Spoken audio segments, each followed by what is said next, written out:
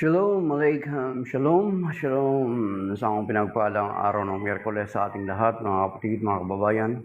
At narito naman tayo ngayon sa ating preaching in the Wilderness series kung saan dinabasa natin ang Ebanghelyo ng Panginoon na siyang binabasa sa lahat ng mga Katolikong simbahan. At binibigyan natin ng pagninilay at tinatalakay din natin from time to time ang ating pananampalatayang Katoliko sa abot ng ating makakaya.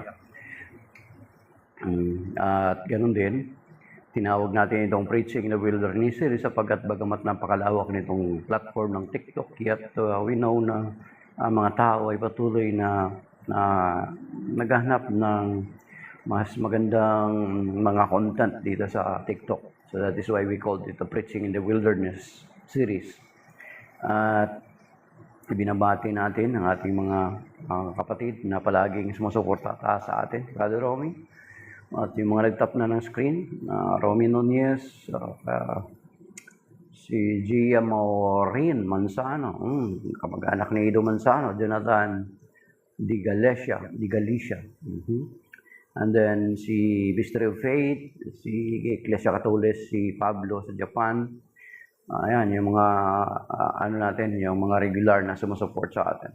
So, okay, inangkin natin din sa araw na ito yung pangako doon sa 2 Corinthians chapter 10 verse 4 to 5 that the weapon of our warfare are not of flesh but are enormously capable of destroying fortresses. We destroy arguments and every pretension raising itself against the knowledge of God. Yan. So, kape, sabi ni Brother Robin Onyas, kausapin ang Panginoon every day.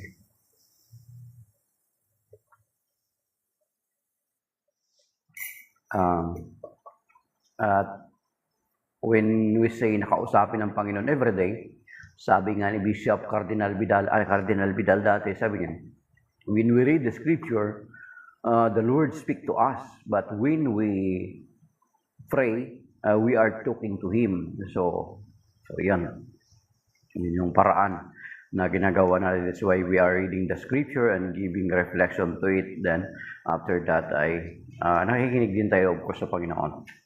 The Gospel of the Lord is taken from the Gospel according to Saint Luke chapter 9, verses 1 to 6. Glory to you, Lord. He summoned the 12 and gave them power and authority over all demons and to cure diseases, and he sent them to proclaim the kingdom of God and to heal the sick. He said to them, "Take nothing for the journey, neither walking stick, nor sack, nor food, nor money, and let no one take a second tunic. Whatever house you enter, stay there and live from there. And as for those who do not welcome you, when you leave that town, shake the dust from your feet and testimony against them." Then they set out and went from village to village, proclaiming the good news and curing diseases everywhere. The Gospel of the Lord. Praise to you, Lord Jesus Christ. So, yung mga alagad, tinawag ng Panginoon at sa kanyang binigyan ng mission. And then kung Brother Romy, kung ipagpatuloy pa natin yung pag-aaral ng banal na kasulatan, ay makikita natin na later on humirang pa ang Panginoon ng 12. At itong 12 ay siya ring nagsugo pa ng iba pang mga ngaral sa ibang lugar. Kaya ang pagsusugo ay wala na sa kamay ng Panginoon kasi binigay niya na sa kanyang mga alagad, mga kapatid. Yan ang tatandaan natin. Parang kung naintindihan, kung nakita mo, Brother Romy, yung nakikita mo, di ba, yung lagi kong in-example, parang katulad sa Easter Vigil, di ba? Magsisindi tayo ng kandila sa Paschal Candle, di ba, bago pag ipoprofess na natin yung ating pananampalataya. Profession of faith. Magsisindi ng kandila coming from the Paschal Candle. Diba? Ang Paschal Candle represents our Lord Jesus Christ. Then after that, from Paschal Candle, ipapasa yung ilaw from one to another until such time na the whole crowd or the whole congregation has lighted their own candle. Hindi ka pwede magsindi ng kandila mo nang ikaw lang mag-isa. Dapat ang kandila na sindi mo ay manggagaling sa Paschal Candle. Ganyan din yung nangyayari sa paglaganap ng pananampalataya dito sa atin, sa buong mundo, sa bansa natin. Nag-umpisa sa isa, di ba? Yan yung sinasabi ng Panginoon, John 11:24, kung hindi ako magkakamali, ang sabi doon, maliban na John 11:20, maliban na ang isang binhi mahulog sa lupa at mamatay. Isang binhi mahulog sa lupa at mamatay. It refers by our Lord to Himself. Nang namatay siya at muling nabuhay, ay ang pananampalataya ay lumaganap sa buong mundo. At yung mga alagad na kanyang inutusan, yun din yung mga nag-utos din ng iba pang mga sumampalataya na ipalaganap din ang pananampalataya.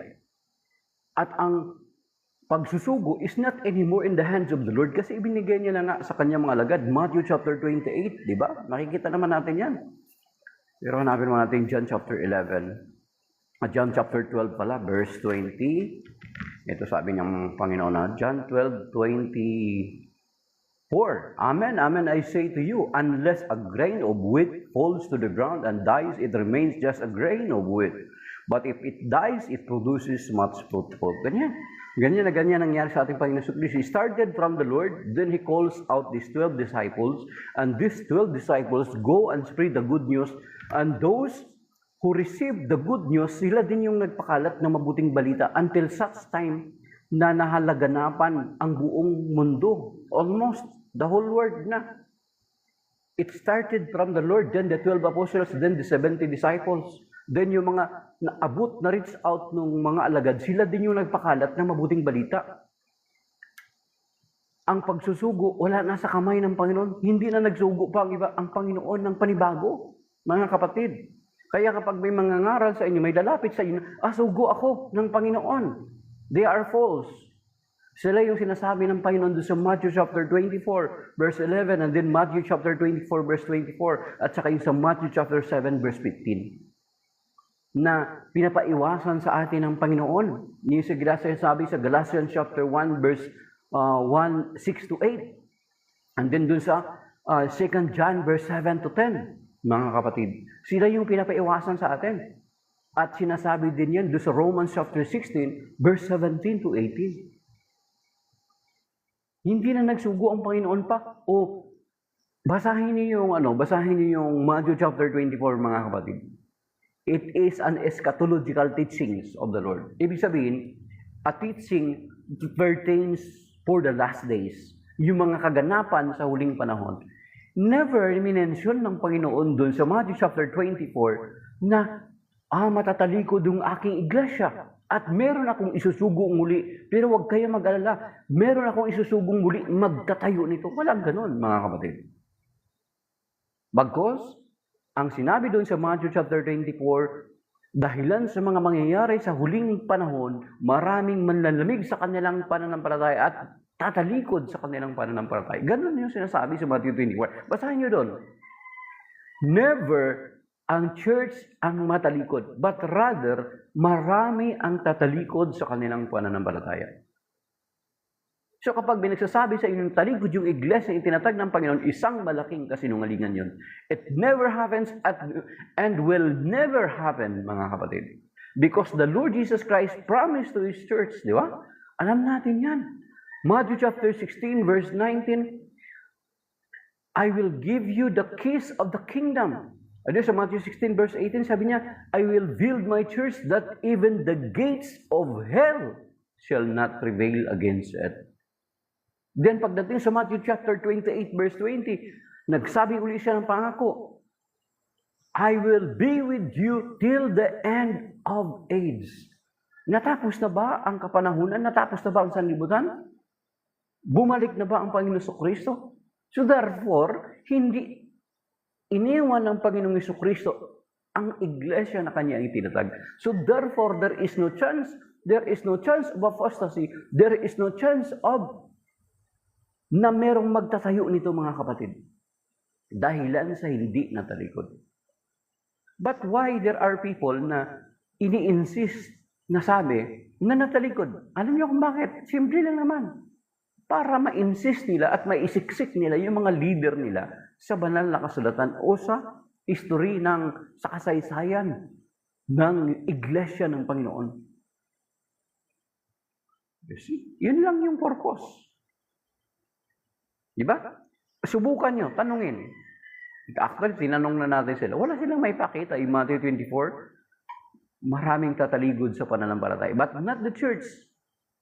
Pagdating dun sa 1 Timothy chapter 4, verse 1 to 3, yun yung i-quote nila. Pero ang nakalagay doon, sa huling mga araw, maraming tatalikod sa kanilang pananampalataya. Marami. But not the entire church. At yan ay nangyari. At yan yung sinasabi sa 1 John chapter 2, verse 18 to 19.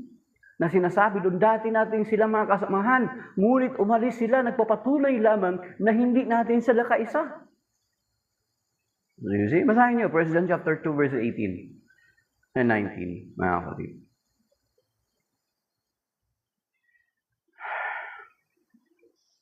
Ayan. Ayan, si Fausto, katulad niyan si Fausto, member ng Inc. 1914. Naniniwala sila na natalikod ang iglesia. But they cannot provide in the New Testament that the church founded by the Lord Jesus Christ were apostatized. Okay? Mga kapatid, hindi nila ma-provide. Pinipilit lang nila na natalikod ko para maipilit yung kanilang founder. Pero ang problema nila, naunahan na sila i-claim yan ni Joseph Smith. Kinopia lang nila, di ba? Makikita mo kaya yung mga Mormons may tulis. So, kinopia lang nila. Pati yung doctrine ni Joseph Smith, kinopia lang nila. So, yun mga kapatid. Okay? So, pagdating dito mga kapatid, pagdating sa Luke chapter 9, balikan natin ang Luke chapter 9. So, ang palatandaan, inutusan ng Panginoon ang mga lagad na mangaral at pinangungunahan ito ni San Pedro. Isa pa mga kapatid, kung ang iglesia mo, ang pinakaunang puno ay hindi si San Pedro, peke talaga yan. Kasi kung titingnan natin dito makitingnan natin dito sa Ebanghelyo na binasa natin, dito sa Matthew chapter 16, verse 18 to 23, makikita natin si San Pedro ang hinirang na unang leader ng iglesyang itinatag ng Panginoon. So therefore, kung ang lahat ng mga churches that exist today and their leader is not Saint Peter, peke talaga yan, mga kapatid. Actually, lahat ng mga nag-exist na sekta after 33 AD are fake actually. Okay? Mga kapatid. Peke. Kasama na yung inaaniban ni Fausto na itinatag lamang noong 1914, mga kapatid. Ayan. So San Pedro ang unang leader. Kung ang leader ng iglesia nyo hindi si San Pedro, peke yan. Matthew chapter 16, verse 18 to 19, si San Pedro yung hinirang na unang leader. At kung nag-aaral ka ng Biblia, malalaman mo na yung Matthew chapter 16 verse 19 ay parallel doon sa sinasabi sa Isaiah chapter 22. Okay? And then, pagdating sa John chapter 21 verses 15 to 19, mga kapatid, ipinapakita doon na kahit tinatwa ni San Pedro ang Panginoon ng 3 beses, ay muling pinagtibay ng Panginoon yung pagkatawag niya kay San Pedro bilang leader at tagapangalaga ng kanyang kawan. John chapter 21 verse 15 to 19, nung tinanong ng Panginoon si San Pedro ng 3 beses kung iniibig siya. At ang karugtong ng Panginoon, pakanin mo, pangalagaan mo, alagaan mo ang aking tupa, ang aking mga tupa. You see? So despite na itinatwa ng San Pedro, ang Panginoon sa Kristo, doon sa John 21:15 to 19, before the Lord Jesus Christ ascended to the Father, once again, reaffirm niya si San Pedro as a leader of his church. So therefore, if your church, the first leader of your church is not Saint Peter, your church is false, your church is fake. As a matter of fact, after 33 AD, di ba, after 1517 ng mga sekta, after Martin Luther, they are all fake, mga kapatid. Masakit, pero kung titingnan natin, yun yung sinasabi ng banal na kasulatan. At kaya nga, doon sa Romans chapter 16, verse 17 to 18, pinapaiwasan sa atin ng Panginoon, ng banal na kasulatan, itong mga nangangaral na ito after 1517. Yan. Yun. Sila yung pinapaiwasan sa atin ng Panginoon. Okay? Yan. Okay. Balikan natin. Luke chapter 9. Then after yan, si 12, pinangalanan sila. And then, and sinabi, he summoned the 12 and gave them power and authority over all demons and to cure diseases. Yan. That is why, sa atin sa Catholic Church, meron tayong tinatawag na Sacrament of Anointing of the Sick. And Sacrament of the Anointing of the Sick is under the category of healing. Yan, di ba? Yung Sacrament of the Anointing of the Sick. Yan yung nakalagay doon sa Mark chapter 6 verse 13 at saka sa James chapter 5 verse 13 to 16, mga kapatid. Di ba? Nakalagay doon na kapag may sakit ba sa inyo, ipatawag niya ang pari sa iglesia at pahiran siya ng langis at pagalingin siya ng panalangin may pananampalataya. Okay? For the prayer of the righteous availeth much. Yan. Basahin niyo sa James chapter 5 verse 13 to 16. Isa rin yan sa palatandaan, mga kapatid, na ang isang iglesia na inihabili ng Panginoon sa atin, may ministry of healing. May anointing of the sick. At nagpapalaya sila ng demonyo. That is why, we in the Catholic Church, mayroon tayong tinatawag na Ministry of Exorcism and Deliverance. Bawat dioceses, meron yan, mga kapatid. At dito sa atin, isa sa kilala ngayon, sa ating panahon ngayon sa Ministry of Exorcism and Deliverance, ay dahilan sa natural, of course, dahilan sa Facebook, maraming mga blessed na ginagamit ng Panginoon ng mga exorcist in every diocese. Pero ang natural lang nakilala natin si Father Darwin Gitgano, isang batang pari.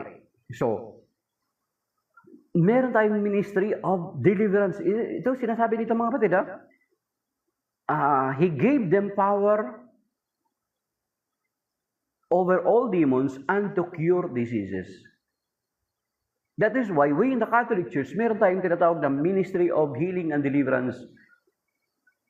Yung exorcism, yung pagpapalayas ng demonyo. At meron tayong tinatawag na healing. At ang healing na yan ay napapaloob dun sa anointing of the sick, mga kapatid. Okay? So, that is why, na hanggang ngayon, kapag may sakit kayo, huwag kayong pumunta ng albularyo. Pumunta kayo sa ministry ng ating simbahan, yung anointing of the sick. Ang anointing of the sick is, huwag mong hintayin na hindi ka na makapagsalita. Hindi ka na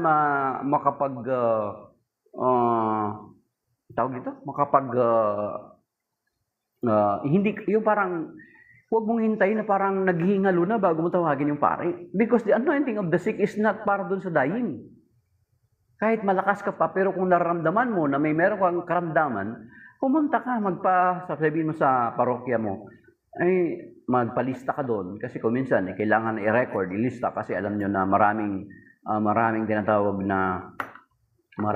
na schedule yung pari, mga kapatid. That is why you need na ipa-record doon sa parokya, sa sekretary ng parokya. So gusto ko mapaschedule po sa ng anointing of the sick kasi parang it seems na may something wrong with me. Okay? Something wrong with me. Or, if you think, kung ikaw naman, na parang hindi na maintindihan ng doktor, may mga findings ang doktor, na parang it seems na unclear, hindi maintindihan, maybe that is the time for you also to go to an exorcist sa ating diocese. Sa bawat mga diocese, meron po tayong mga exorcist, mga kapatid. Kapag hindi malaman ng doktor yung sakit mo, maybe that is the time for you to go to an exorcist. Do not go sa manghuhula or mananawas or sa albularyo. Sa exorcist ka pumunta, mga kapatid. Yun yung gagawin natin.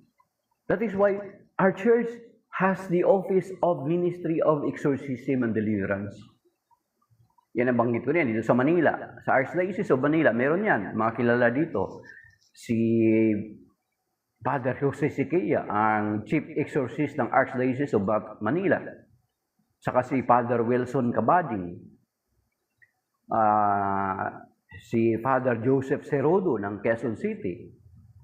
At saka sa Novaliches yata, si Father Nunet Ligaspe, yung mahabang buhok. And then, dito sa Rizal, si Father Jeff Quintela at saka Father Rock Verdos. Yun yung mga kilala ko lang. Pero marami yan sila mga batid.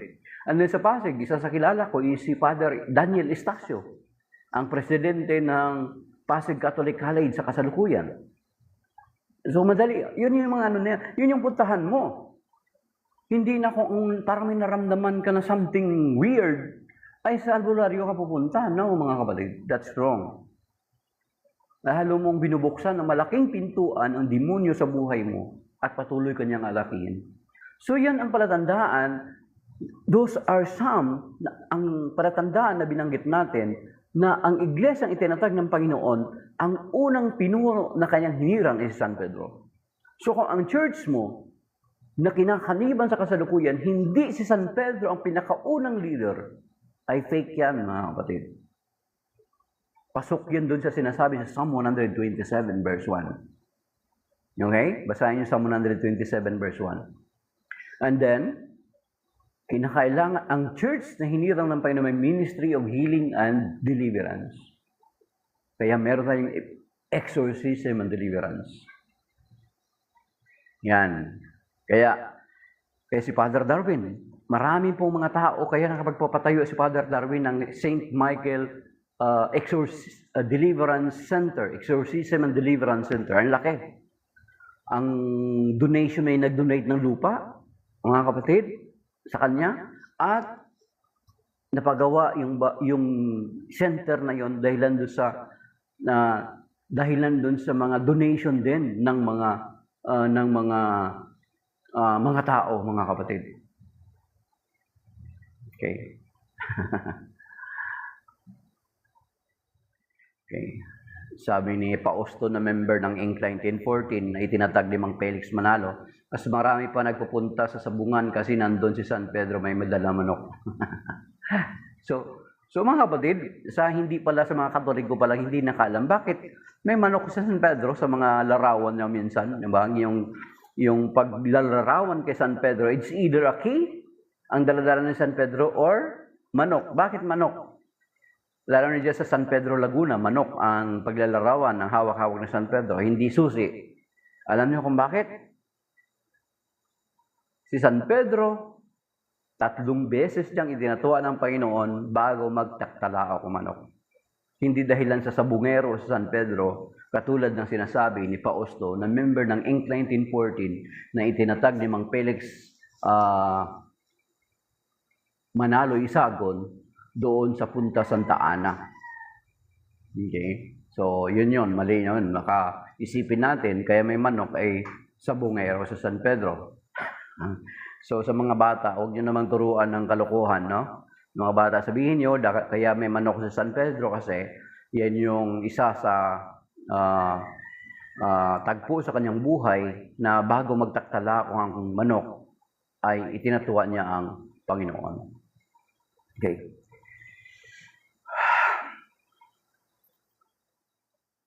Sabi, kaya nga mas marami pang Katoliko pupunta sa bungan kaysa sa simbahan. So, we are dealing and praying for it, Pausto. Ay, ano nila yan? Choice nila yan. Yung mga tao na yon. At we are praying for their conversion na balik loob sila sa Panginoon. Yan yung mga tao na sisimba lang kapag nasa kabaong na kasi wala silang choice. So yun mga kapatid, meron tayong healing and deliverance. So kapag ang iglesia mo ay walang ministry of exorcism, ay questionable.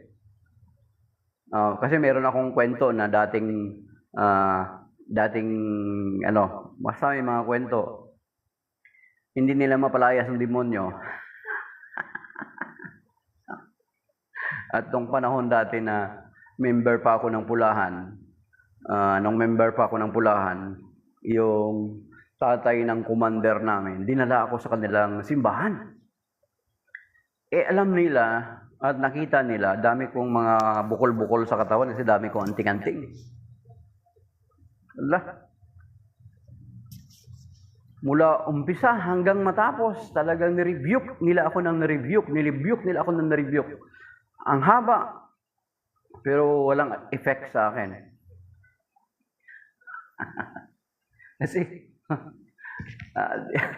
Kasi wala naman silang connection. Wala naman silang connection sa iglesia na itinatag ng Panginoon. Walang continuity. Kasi ang iglesia ng Panginoon, mga kapatid, na itinatag, hindi natalikod. May continuity from St. Peter up to now, unbroken. Hindi naputol. Hindi nawala. Nagpatuloy mula ng unang siglo hanggang sa kasalukuyan.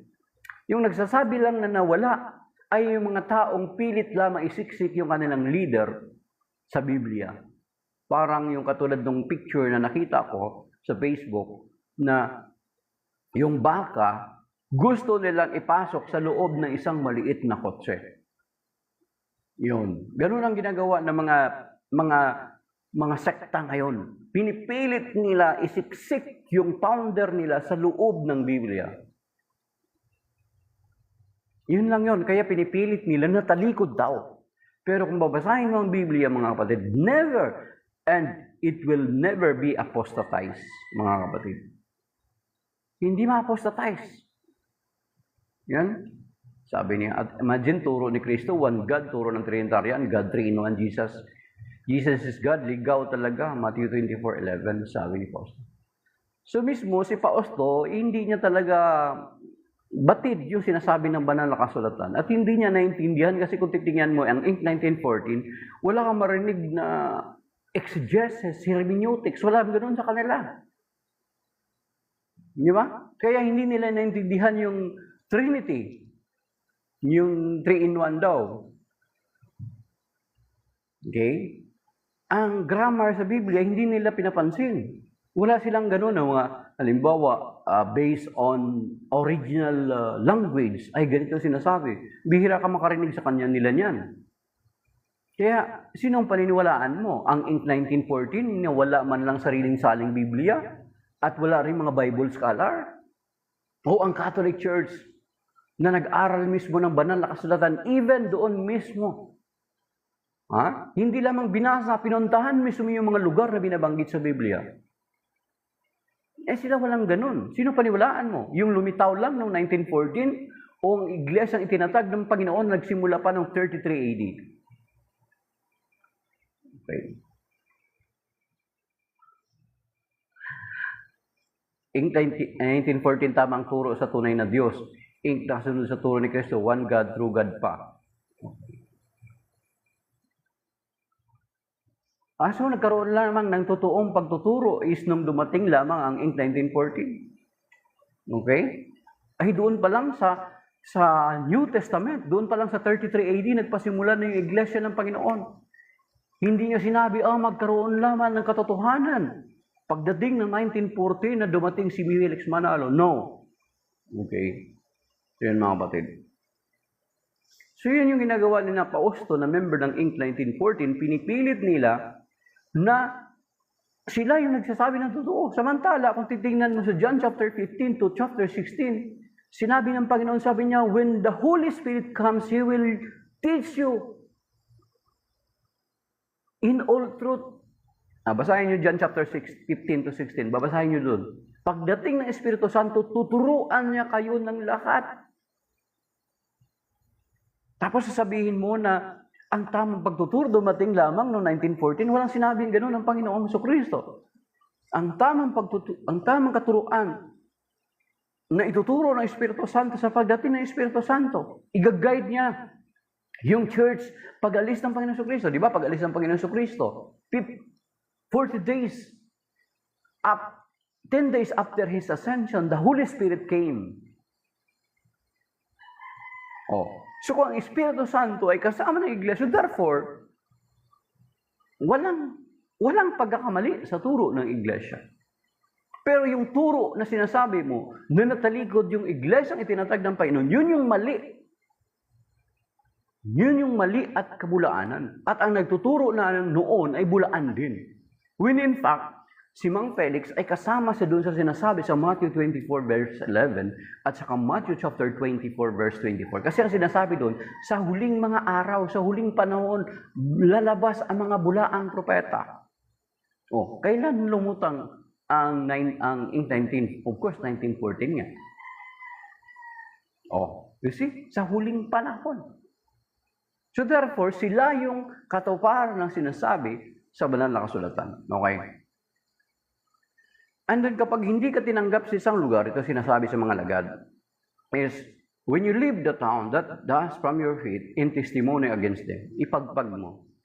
Of course, not for them to be condemned. Sa atin, sa Catholic Church, ang application nito is kapag hindi ka tinanggap, ipagpag mo yung, kumbaga parang ipagpag mo, parang katulad ng ginagawa ng ipagpag, kumbaga parang i-cleanse mo yung sarili mo from any hurt, mga masasakit, mga negative emotions, iwan mo doon sa lugar na yun. Para pagpunta mo sa ibang lugar, wala kang daladalang sama ng loob, hindi mo mahahawa yung ibang mga tao. Okay? And then kung when it comes to natawag na ipagpag, instead na kung ano-ano mga pamahiin gagawin mo, mga kapatid, halimbawa, katulad dito nangyari, galing ka sa cemetery, sabi niya, magpagpag muna ka tayo sa kung ano-anong gagawin, pagpag nagiging pamahiin. Instead, kung sa tingin mo na parang mayroong entanglement sa iyo, simple lang gagawin mga kapatid. Hindi ka gumagawa dapat ng mga superstition. Ang gagawin mo, mag-pray ka na ng cleansing prayer. Cleansing prayer, hanapin yung online. Catholic cleansing prayer or prayer against retaliation. Yun yung gagawin mo. Halimbawa, pumunta ka sa ibang lugar, di ka tinanggap. Okay, pray the cleansing prayer. Parang matanggal yung ma-dust off. Parang matanggal sa iyo yung mga negative emotions, negative feelings. Na nasaktan ka, ni-reject ka, para pagdating mo sa another place, na magdala ka uli ng mabuting balita, hindi mo madadala-dala yung sama ng loob doon sa lugar na pupuntahan mo. Magiging maayos ulit ang disposition mo, mga kapatid. Di ba? Ganon din dapat kahit sa pakikitungo sa kapwa. Kung you are rejected to other people, pagdating mo doon sa kabila, dapat yung proper disposition ng sarili mo is maayos ulit. Hindi dapat sila mahawa sa kung ano yung naranasan mo doon sa kabila sa ibang mga tao, mga kapatid. So ito yung sinasabi ng Panginoon. Ang pag-dust off natin is not a sign of condemnation to them. Of course, yung mga tao na yun, kung hindi man tayo tinanggap, we shared to them the Word of God, we shared to them our faith, then let us pray for them, but not to condemn them na mapunta sila sa impyerno.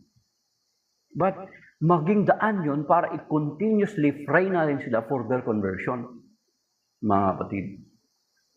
Okay? Yan. Then they set out and went from village to village, proclaimed the good news and curing diseases everywhere. Okay? Yan. Sinagot na kita kanina, Fausto.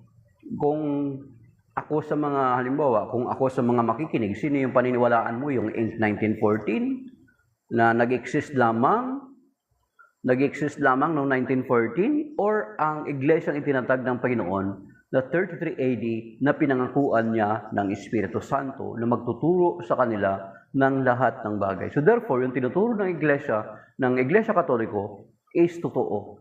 At sa inyo, yun yung false. Kasi ang tinuturo niyo na talikod yung iglesia at kayo yung ipinalit, which is unbiblical at kasinungalingan. So, yun. Okay, that is by now mga kapatid. Anong oras na? Kasi tapos na yung 2 araw ng work from home. So, ayan. Shalom, that is by now. May God bless us and keep us safe and sound. Huwag tayo pabudol mga kapatid, kasi katulad niya Pausto, na nangangaral na natalikod kuno ang iglesia ang tinatag ng Panginoon. Pero ang katotohanan, hindi po ito natalikod sapagkat ipinangakuan ito ng Panginoon na kahit ang pintuan ng kamatayan ay hindi makapananaig. At sinasabi pa niya sa Matthew 28 verse 20, I will be with you till the end of time. At sinabi pa doon sa Daniel chapter 2 verse 44, na in the lifetime of those kings, God will set up a kingdom that shall never be destroyed. So therefore, huwag kayong maniwala sa katulad ni Pausto na nagpipilit na natalikod kuno ang iglesia itinatag ng Panginoon para lamang maisiksik nila ang kanilang founder, yung mga Simang Felix Manalo Isagon. So that is by now mga kapatid. Shalom and may God bless us mga kapatid. God bless sa mga nag-like at dun sa mga, ang iba dyan, flood likes yan, 1,400 likes.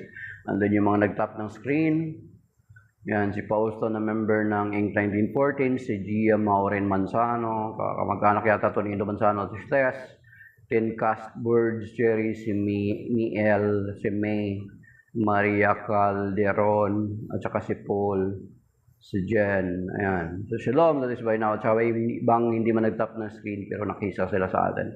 May God bless us and keep us safe and sound sa araw na ito. Iligtas naman tayo ng Panginoon sa dati mabigat mga pagsubok at mga malulubang karamdaman. Iligtas tayo sa disgrasya, kasama ng mga taong malalapit sa atin at mga taong may kaugnayan sa atin. That is by now, mga kapatid. May God bless us and keep us safe and sound. Shalom.